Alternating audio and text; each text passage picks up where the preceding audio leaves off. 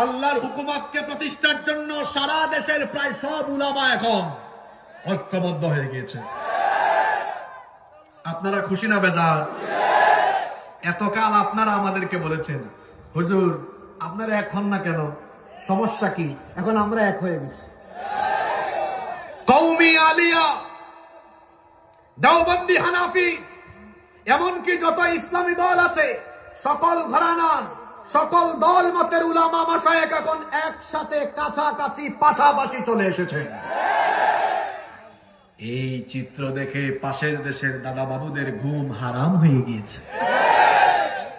এটা দেখে আমাদের দেশের কিছু আধিপত্যবাদীদের কলিজার মধ্যে রীতিমতো আগুন লেগে গিয়েছে।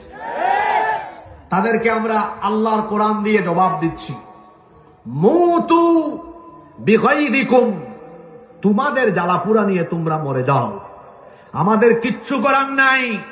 এদেশের উলামা মাশায়েখরা শুধু মাদ্রাসা আর মসজিদ পরিচালনা করবেন না, জাতি এবার জেগে উঠেছে, তারুণ্য জেগে উঠেছে। তারুণ্য, যুব সমাজ আর এই দেশের আপামর মানুষ চায় আলেম উলামার নেতৃত্বে একটি সুন্দর আলোকিত বাংলাদেশ তারা দেখতে চায়। এজন্য আলেমদের সাথে আমরা আছি না নাই? কারা কারা আছি দু হাত তুলে আল্লাহকে দেখা।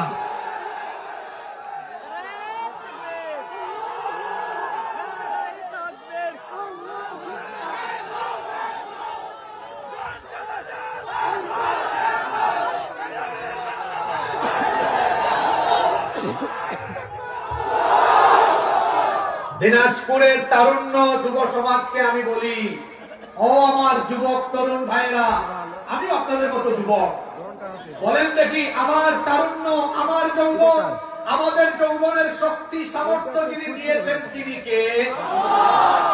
এই সমাজে এমন কিছু নেতা নামক খেতা আছে যারা কিনা যুব সমাজকে টার্গেট করে তাদের স্বার্থ আর ক্ষমতার জন্য যুব সমাজকে টার্গেট করে করে কাছে এনে তাদের পকেটে 1000-2000 টাকা ঢুকাই দিয়া এবং পদ পদমের লোক দেখাইয়া এই যুবকদেরকে তার ক্ষমতায় যাওয়ার সিঁড়ি হিসাবে এমন ভাবে ব্যবহার করে, যুবকদেরকে সামনে পিছনে মোটরসাইকেল শুডাউন করাইয়া চামচার মতো ব্যবহার করে।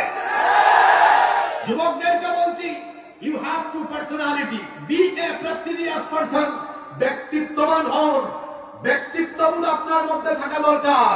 আপনার যৌবন